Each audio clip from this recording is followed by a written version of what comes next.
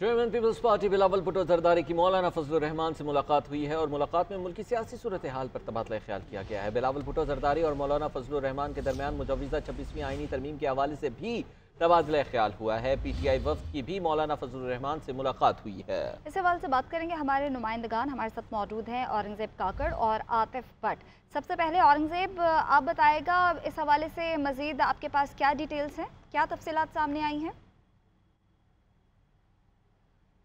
जी, मौलाना फजल रहमान की जो रहायशगाह है वो एक बार फिर गुज़श्ता 2 दिनों से जो है वो सियासत का मरकज़ बना हुआ है। इस हवाले से पाकिस्तान तहरीक इंसाफ की जो मरकज़ी क़यादत की मौलाना फजल रहमान की रहायशगाह आमद हुई, जहाँ पे जो आइनी जो तरमीम के हवाले से तफसीली गुफ्तगू हुई।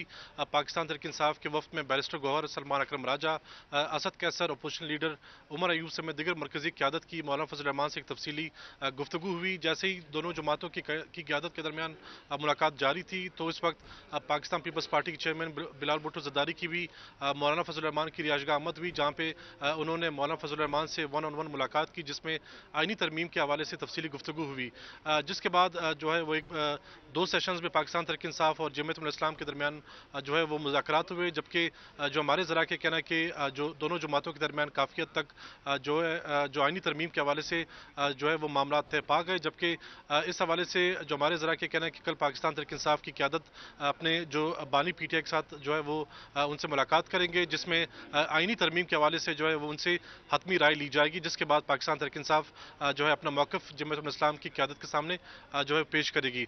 तो इस हवाले से जमीयत उल इस्लाम के जो सरबराह मौलाना फजल रहमान ने ये जो है उन्होंने यकीन दहानी कराई कि जो पाकिस्तान तहरीक इंसाफ के वफ़द की जो बानी PTI के साथ मुलाकात कराई जाएगी, जिसमें आइनी तरमीम के हवाले से तफसीली गुफ्तगू होगी।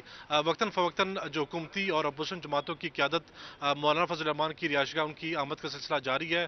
जबकि गुज़श्ता रात भी वज़ीर-ए-आज़म शहबाज शरीफ और बिलावल भुट्टो जरदारी की मौलाना फजल रहमान से मुलाकात हुई, उनके तहफ़्फ़ुज़ात दूर करने की कोशिश की। आज भी अपोजिशन और जो हुकूमती वफ़द है जो है उनकी वक्तन फ़वक्तन मौलाना फजल रहमान की रिहायशगाह की आमद का सिलसिला जारी है। पाकिस्तान तहरीक इंसाफ की क़यादत ने मौलाना फजल रहमान से मुलाकात की, जिसमें आइनी तरमीम के हवाले से तफसीली गुफ्तगू हुई। ठीक है औरंगजेब, अब हमारे साथ ही रहेगा। पार्लियामेंट हाउस में इस वक्त क्या सूरत हाल है, वहाँ पर बताने के लिए आतिफ भट्ट हमारे साथ मौजूद है।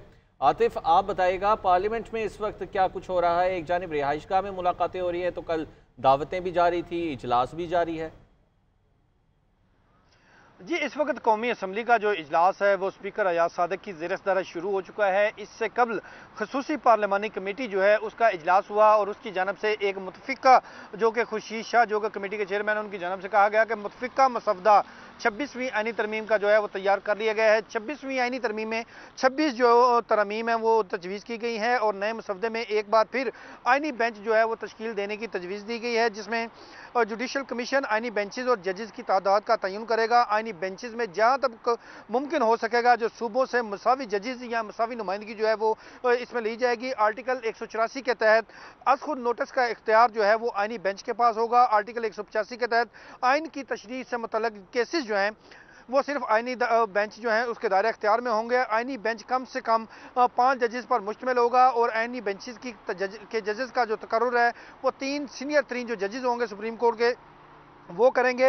और इसी तरह सुप्रीम कोर्ट का जो जजेस का तकर्रुर है वो कमीशन करेगा। चीफ जस्टिस की सरबराही में कमीशन में जो 4 सीनियर 3 जजेस जो हैं वो शामिल होंगे। वफाकी वज़ीर कानून, अटारनी जनरल कमीशन के मेंबर होंगे और कम से कम 15 साल का तजर्बा हमल पाकिस्तान बार कौंसिल का नामजद करदा वकील 2 साल के लिए कमीशन का रुकन होगा। 2 अरकान कौमी असम्बली और 2 अरकान सेनेट जो है वो इस कमीशन का हिस्सा होंगे। इसी तरह चीफ जस्टिस का जो तकर्रुर है वो खसूसी पार्लिमानी कमेटी की सिफारिश पर किया जाएगा। पार्लिमानी कमेटी सुप्रीम कोर्ट के 3 सीनियर 3 जजेस में से चीफ जस्टिस का तकर्रुर करेगी।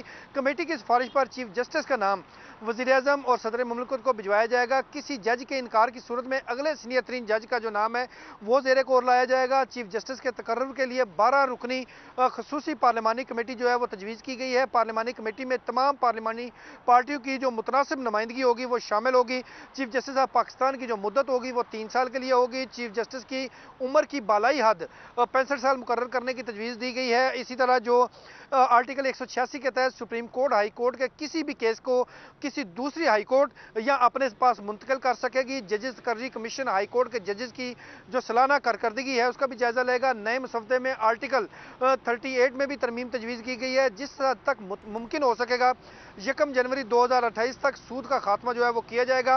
आर्टिकल 48 में भी तरमीम तजवीज़ की गई है, जिसमें वज़ीर आज़म या कबीना की जानिब से जो सदर मुमलिकत को भिजवाई गई एडवाइस पर कोई भी अदालत, ट्रिब्यूनल या अथॉरिटी जो है उसमें चैलेंज या उस पर सवाल नहीं उठा सकेगी।